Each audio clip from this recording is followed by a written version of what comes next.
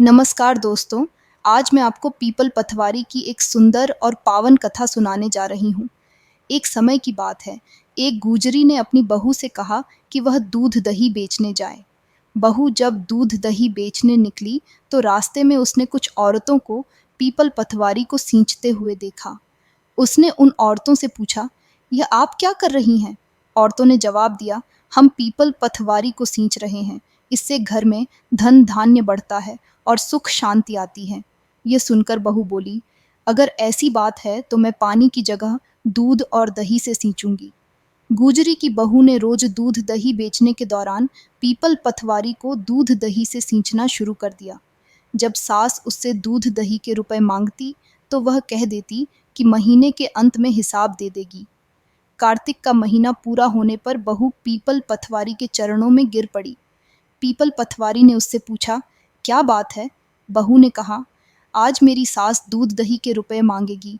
इस पर पीपल पथवारी बोली, मेरे पास तो रुपए नहीं हैं, लेकिन यह पत्थर और पान के टुकड़े हैं, इन्हें ले जाओ। बहू वह साथ ले गई और अलमारी में रख दिया। डर के मारे वह चद्दर ओढ़कर सो गई।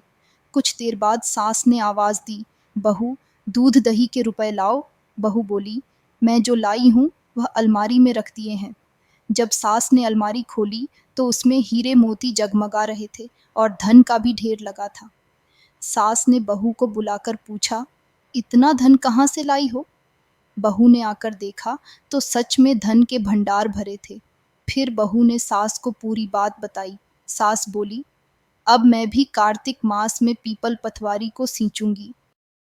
अगले कार्तिक मास में सास ने दूध दही बेचने का काम शुरू किया, लेकिन वह दूध दही बेचने के बाद खाली हांडी में पानी डालकर पीपल पथवारी में सींचने लगी। पूर्णिमा के दिन उसने अपनी बहू से कहा, मुझसे दूध दही के रुपए मांगो। जब बहू ने रुपए मांगे तो सास भी पीपल पथवारी के चरणों में गिर पड़ी और बोली, मेरी बहू मुझसे रुपए मांग रही है। पीपल पथवारी ने उसे भी पत्थर और पान के टुकड़े दिए, जिन्हें सास ने अलमारी में जाकर रख दिया। जब बहू ने अलमारी खोली तो उसमें कीड़े मकोड़े मिले। सबने कहा, बहू तो सत की भूखी थी, लेकिन सास ने धन की भूख में पीपल पथवारी को सींचा, इसलिए उसे फल नहीं मिला।